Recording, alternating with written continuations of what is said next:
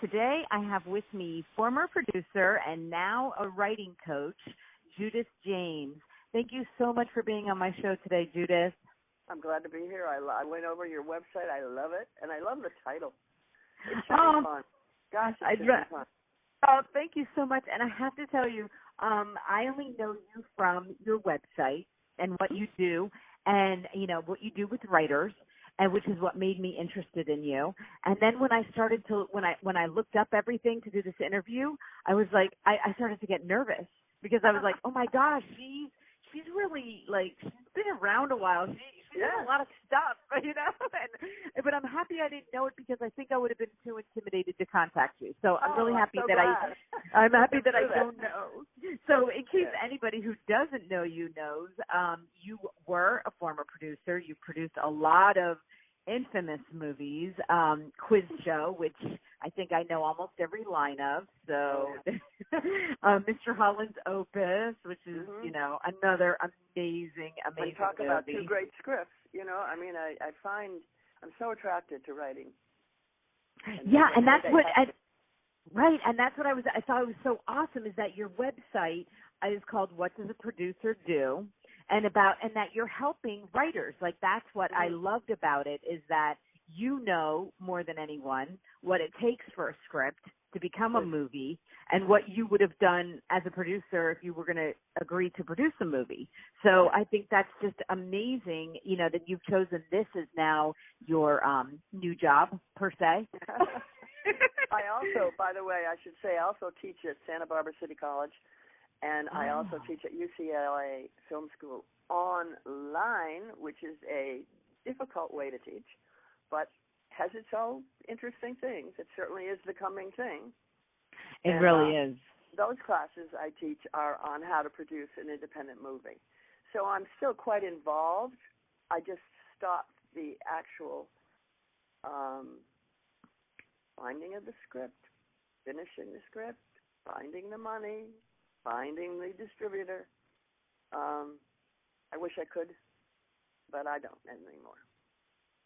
Well, I was interested to know, once I started reading this, it's where did it start for you? How did you get involved? Because you've been involved in not just movies, but theater and TV, and so where does it start? Where did you begin?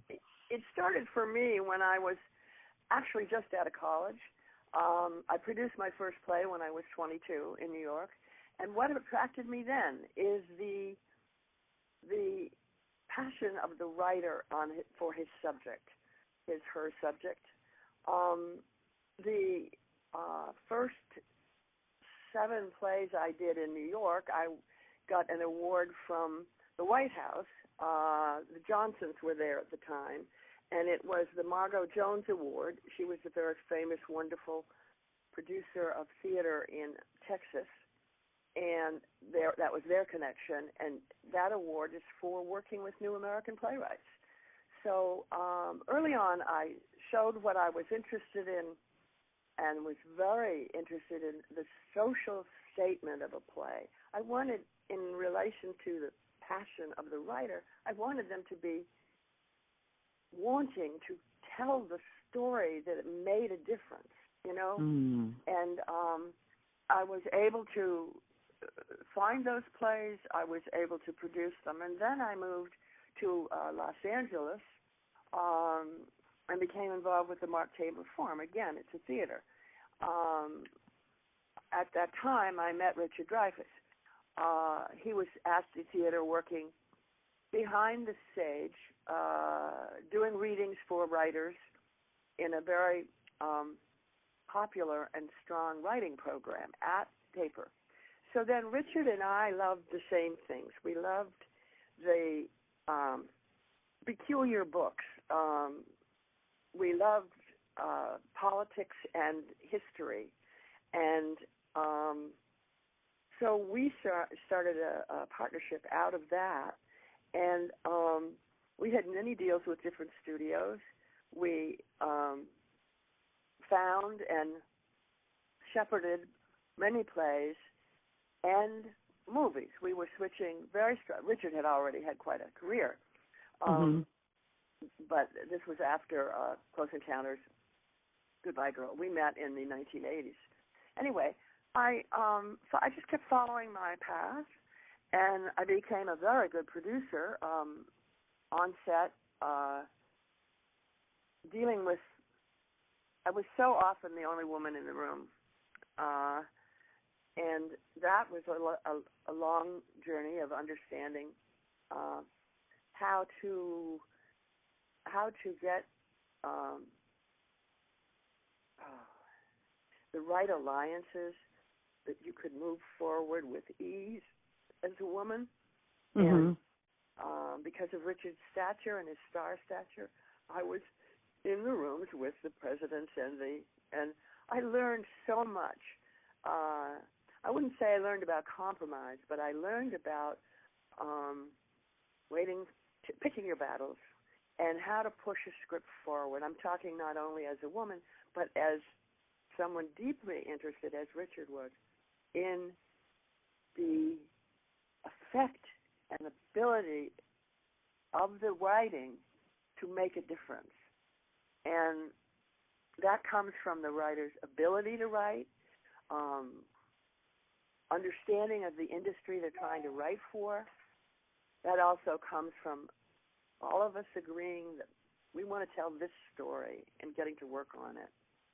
And not easy.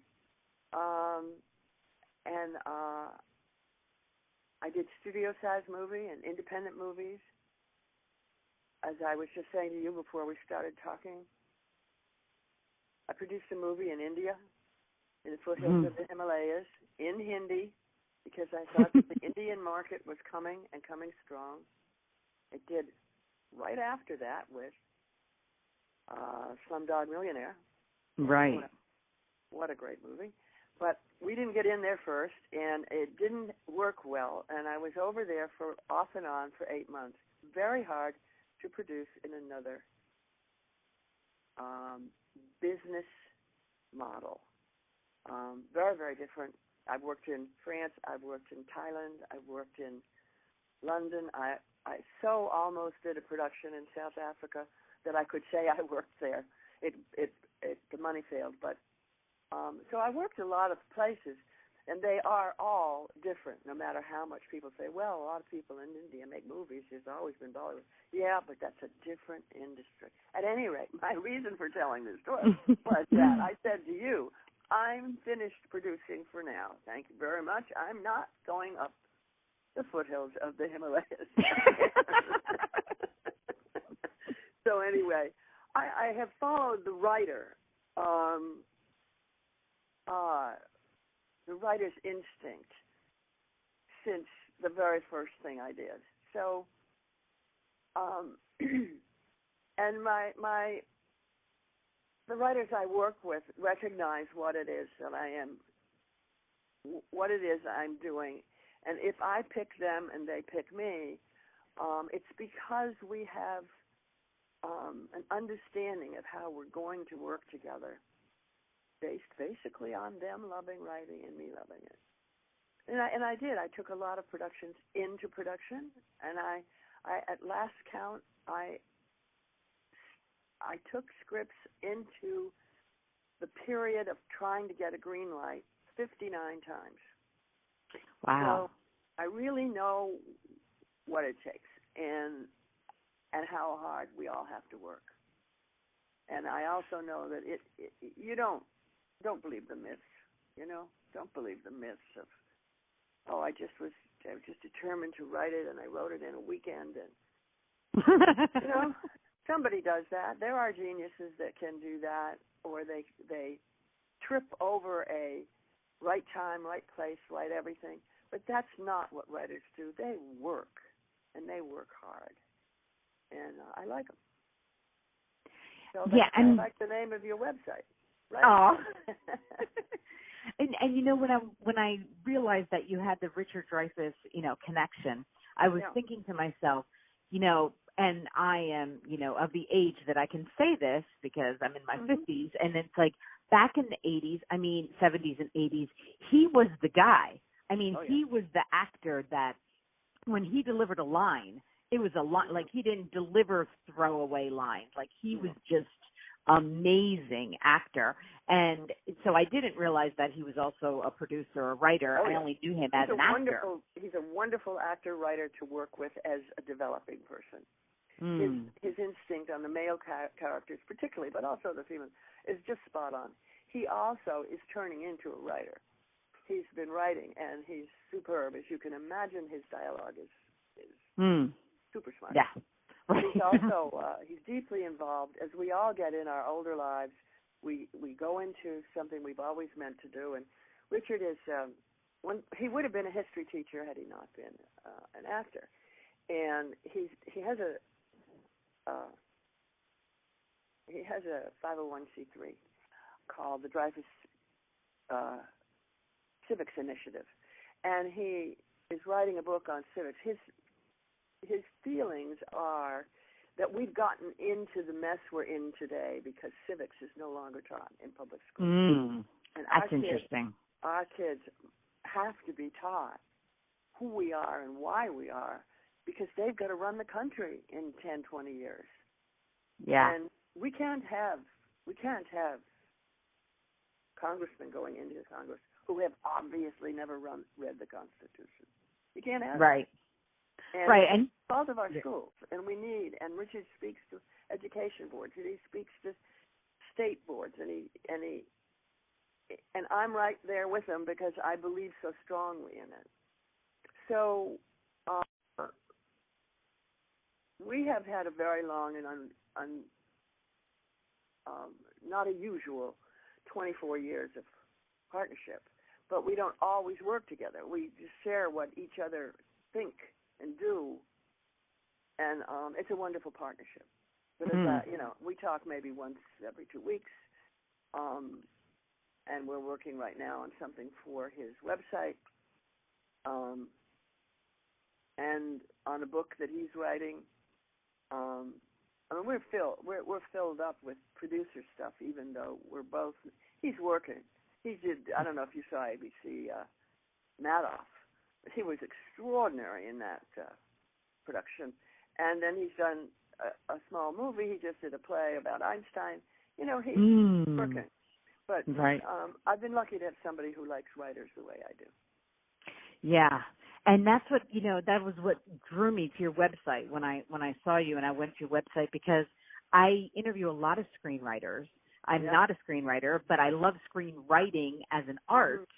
And I started talking to when I started this, it was basically authors. And then I started talking to a screenwriting professor. And then I started talking more to screenwriters. And I was like, this really is an art form of itself. And it kind of goes back and forth because, especially nowadays, a lot of authors become screenwriters. A lot of screenwriters decide to do the book instead of the movie because it's hard to do the movie. So then they're like, all right, I'll make this into a novel. So it's very crossover. It's many ways, many crossover ways, Yeah, and that's what interested me. But why, maybe I can, since you know the business so well, and I get, and I talk to screenwriters that have never made a movie and have written so many scripts already, just about get there. And they've made a living writing scripts. Yeah. And they don't get produced. It's an amazing industry. It's crazy. Yeah, and what is the difference, since you're coaching these writers, what is the difference about a movie that actually gets there? Goes through everything. Can you see that when you see the script? Can you be like, oh, yeah. Yes. I can see it has the potential. I can really see it. And I can see that certain scripts have a potential that's going to take a harder amount of time, and I cost money. So I've had my original read and my analysis pointed towards pointing that writer where he should go, he or she. It is. If they care to hang in and write, I can tell them where they need to go. Some scripts I can't do anything with. The person has not had, as far as I can tell, ever an understanding of what. The writing of script, you're writing to imagine it on screen. It's not a writing sample like a book is. Mm-hmm. It's doing something else. So they have to become as proficient at that as the writing of the story and the empathy with the characters and all. They have to become great at imagining it in such a way that first a producer who might buy it will imagine alongside it.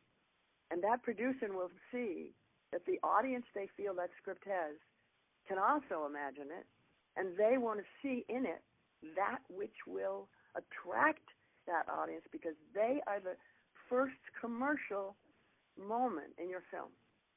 The people are going to buy it and produce it. So writing for that eye is considerably different than writing well the story.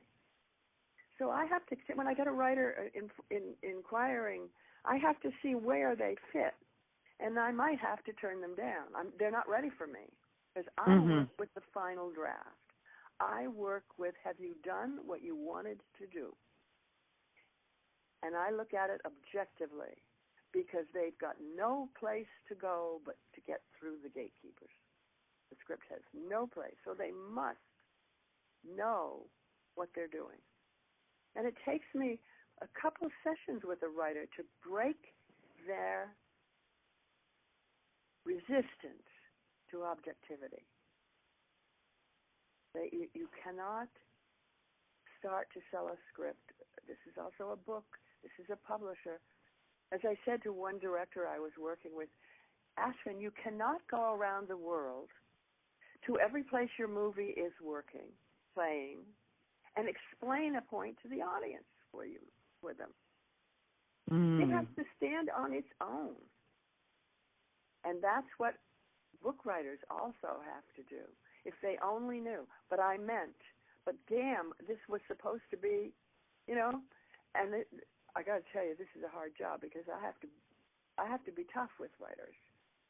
And some of them would say, I don't want you. And that's okay. That's okay, And they very well may make it absolutely on their own. But I provide a service that my writers that do stick and do with me love. They love it. And I love it back. So, and a couple of scripts I started this year with writers are really moving very well towards one to Amazon Productions and others in being pitched at the studios for it's a Bible, a pilot for a series, very hard market to break into, adapted from a book, and it's moving very well. I'm very proud of that script. Yeah. I mean, that's a whole other. I talked to a woman who was actually working on a script or a TV Bible that I had gotten picked up. Of course, you don't know because the pilot wasn't even shot. So but her Bible has been. But she was telling me that they wanted 5 years worth of the story, where it was going to go. Story 5 years down. It's like a mini Bible. Right. Oy. Now I know why they call it a Bible. Yeah, it's really something. It's really something. And I've never done one. I've worked for television a lot, but I've never done a series. And so what he needed as a writer was a learning lesson for me. Not needed as a writer telling a story, but rather now I have to start on the Bible. And I'll say, but we haven't finished on the pilot. It doesn't really go on the Bible. So I've learned that too. But here's a quote from one of my writers. Judy's notes on my screenplay about the poet Edna St. Vincent Millay was superbly insightful, and her support for the project through multiple drafts has been unwavering. She's got a bullseye sense of what works on the line level and how all the pieces of a screenplay ought to hold together. That aspect of creative producing is a dying art. Judy James is the real deal. Let's hear it. But what I like about that is you can tell I stay involved. I mean, if I really believe a script has that potential, I'll take a phone call from that writer anytime. because you have an obligation. I always say the script has a vote to push it forward. Anyway, it's a very interesting field, and I really, I've had. Here's an example of what has astonished me about so many some experiences in this field. It takes a lot for a writer to get a script read, to get an agent. Right. You got to win contests. You got to get an agent to read it. You got to get somebody to walk it in for you. You got to find somebody who's a friend of somebody. It's just a huge job. In the last couple of years, some very well-positioned, very admired, remarkable readers who read for one director for the whole career, who read for a producing unit, who read for finding that script. They've put up the lists of reasons that they take a pass on a script. And yet those scripts have made their ways into being considered professional. I can identify those things for a writer. And we can work on those things for why you've got a pass and you have a great story. A script favors style over substance. Pass. The ending is anticlimactic. Pass. The characters are stereotypes. Pass. It's arbitrary. The plot unravels through convenience. The writer is pushing the characters where they want them to go, there's no integrity in there. The script is a writer on an ego trip. These are passes. Right. Scripts that apparently have good story. Now, you can't go out to the market with a script that's going to get a pass like that. You owe it to yourself and your script to dig around and see what the story, how it is you want to tell the story. Right. I'm first attracted to the story, that's for sure. What do you think of these new big blockbuster? Like, I'm about to take my sons to go see Guardians of the Galaxy, and I'm one of those people that when I go to a movie, like, I like to tear it apart, script wise, and I like dialogue. These are not usually dialogue based movies. These are all superhero, and those are two different types of movies. Right, they're two different types of movies, but they cost whoever's, whatever production is Marvel, I mean, they can only make one of them a year, basically, because they have to stick so much money into that. They chose it. They are blockbuster producers. The movies are blockbusters. Some of them I adore. They are so well made and so story. They've gotten a little bit formulaic in the last 2 years because the studios really need one or two of those a year. And it's not a matter of so much money. I used to resent a bad movie done for more money than I could do 17 movies for. Right. But, we're all in the business, and they might hit. I often I do panels, and they say, I went to see such and such, and I cannot understand how 20 professionals brought that movie out. It stunk. And I wanted to say, put yourself in the middle of one of those situations and see if you can see your movie stinks. Right. It's very hard. Big movies and little movies, they can take a wrong turn. And you're as a producer, you're there to stay on time and on budget and keep your movie's integrity. It sometimes is really hard because there's so many forces. There's so many forces pulling you around. But anyway, what you say, yes, but I'll go to a blockbuster for a performance. I'll go to it because I've heard it. I loved Hunger Games. Really thought that was a wonderful film, the first one. And now, of course, I'm hooked. I'll go to the others. But I think the people in the industry more often go on word of mouth. to a big movie, unless they're in the big movie business, and many people are. They have no other interest in film than the sky.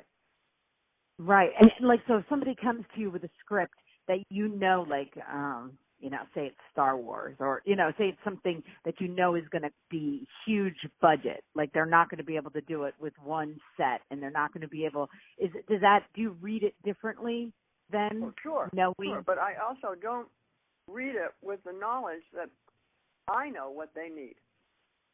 Right. I know they need a good script. I know movies can make it with money and not a good script. They can make it without good casting. They can make, the bigger the size, the larger the arena is to make mistakes. Mm-hmm. Now, the script there is a minimal element of the movie. It's not terribly important. It should be. And if the producers are good, and there's some great producers who only make big movies, who will not start if the script isn't right. Mm-hmm. So I'm not making a broad statement.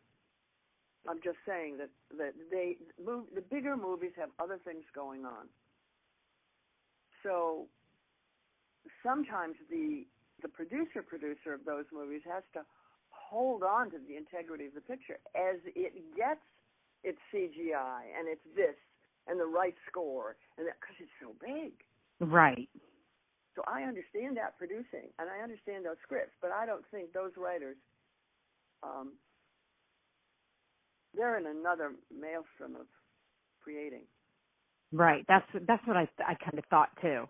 Because when you're sitting there, they're saying very little. They're showing, which is also another. They're showing what instead of talking. But it's a movie. That's it's a legitimate movie. Right. Right. But it's not, and it is what a writer of a small or medium-sized film has to know how to do. Mm-hmm. They have to know when to leave it up to visual or the glance. You should see people writing a glance. They can write a paragraph on an actor having a glance. Oh, really? Yeah. And I have to say, stop. Don't put your characters to doing that. Let it ride. Right. Especially if you're writing for Richard Dreyfuss. Especially when you're writing for, an actor like Richard Dreyfuss, who does know how to give a look, People say that one of Richard's great things is that he can realize something in front of the camera. Mm, no right. No nothing, but the character just went, Right. And that's a treasure. Right. That's a treasure. So I've had a really good ride that way because I can be on a set for 10 takes. And I can watch the actors, which Richard does, and he loves to work with other actors who do it, which is by about their third or fourth take, because each actor has a different speed getting up to speed, they can then vary the performances enough that the director really has what they need in the editing room. Mm. They can go a little bit higher, a little bit smaller, a little bit bigger. And that's acting that is really, you're lucky to have that kind of actor. So I've had that observation platform with and the actors that like to work with Richard, and that's lucky. And we have the same point of view on things, and it's very nice. I've been lucky that way. But I really to the writers, I just think that's the truth of that is it does start with the writing. But the writing is, as you and I were talking about a minute ago, different than book writing, because the writer is writing to be imagined. Mm-hmm. It's an odd form. Right. And they only have 120 so pages to do it in, Mm-hmm. Mm-hmm. 110 is better, but 120 is okay. Oh, okay. Well, that's what I think is, for people who hire you, I mean, that's the thing is all of that. And that's what I loved about that opportunity, yeah. Yes. And a lot of the script consultants out there, they know writing, okay, but they've never been on a set, or they've never produced a movie or produced anything, you know, and you have that experience of, you know what it takes. You've seen scripts that work. You see scripts that didn't work. You know why they worked and why they didn't work. Writers, I speak with authority. Now, that doesn't, you know, I don't want them to take any dialogue that I tell them I think is a good piece of dialogue. I don't want them to say yes, but I want to tell them why I think they should try. Mm-hmm. And I always do spend time on one time through the script with the writer, tightening it. And often that has to do with they've got too much. They could tell the story better, less. It tends to go with the time in the industry when there's like 3 sizes your script has to be, or you're not going to get read. I mean, you know, they're like these rules that have come, and the industry changes. Right now it's going through tremendous chaos with distribution. Mm-hmm. And, very interesting. Where's Netflix going? What is Amazon going to do? The big argument at Cannes this week about the French exhibitors are furious that the Cannes Festival took 2 films that are not released in France because they're from Netflix and Amazon. Wow. It's not up to us. This stuff is happening worldwide, and we're trying to lead with as smart a industry point of view as we can here in the States, but we're in chaos the way everybody is. Right. It's interesting, and I can help the writers with that too. They come to me with myths. Well, the one thing that I do like about the Amazon and Netflix and, of course, all the channels that we have now, too, is that it gives an opportunity for movies that, you know, maybe a big production company is not going to have. And so for me, as the movie watcher, like, I have a lot of choices, and I like that, you know? Yeah. Yeah, and you have a lot of people writing that are getting, their eyes are lighting up because maybe there is a place for their script to go. Right. And I really don't know. I really don't know how it's going to end up. You know? Yeah. Yeah. Oh, yeah. Like, it seems like it's right now. It's on a snowball every year. Every year there's something. You know, somebody out. I can hardly keep up. I need my children to keep up. I don't know what to, you know. It's really something. I wish people would get back into just liking to go to the movies.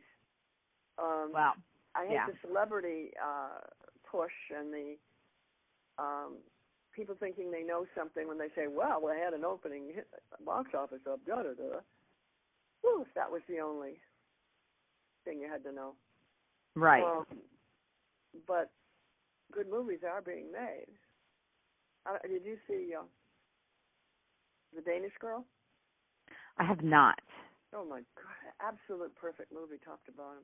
Script, casting, directing. Oh, well, I will definitely go see that. And when a movie like that comes out, you say, oh, thank God. You know? Right. Right, and me too. Like, I'm taking my son to this movie, but myself, like, I love to go to the movies. I would much prefer to go to the movies than watch a movie at home. That's me. I like to be in the theater. Thank you. I like. Thank you. We want to do that. Yes. I enjoy. I want to be taken away. I don't want my phone ringing. I don't want people talking to me. You know, I want to be in the movie. And I think that you can't, you know, when people say, well, I don't think, you know, movie theaters are a thing of the past. I do not believe that. I think there are other people like me, you know, that do want to go there and have that experience, because to me, that is the ultimate movie experience.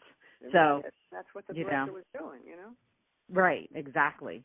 So I do love that. But I am so happy for what you are doing for writers, and I'm so happy that I got to talk to you. Like I said, if I would have known exactly who you were, I probably would have been way more intimidated. But it was so much fun. I really want to. I will put all your links down at the bottom so that people can get to you. And I hope that screenwriters that, you know, when they have a script and they really want to be serious about it, that they come to you and you provide that kind of experience that, you know, they need to get into the movies. So I'm really, thank you. really happy I've about enjoyed this too. Yes, it's been a lot of fun. To be on the same wavelength, yeah. Yes, exactly. Well, thank you, Judith. Thank you for the opportunity to talk to you. You have a great day. Thanks, Michelle.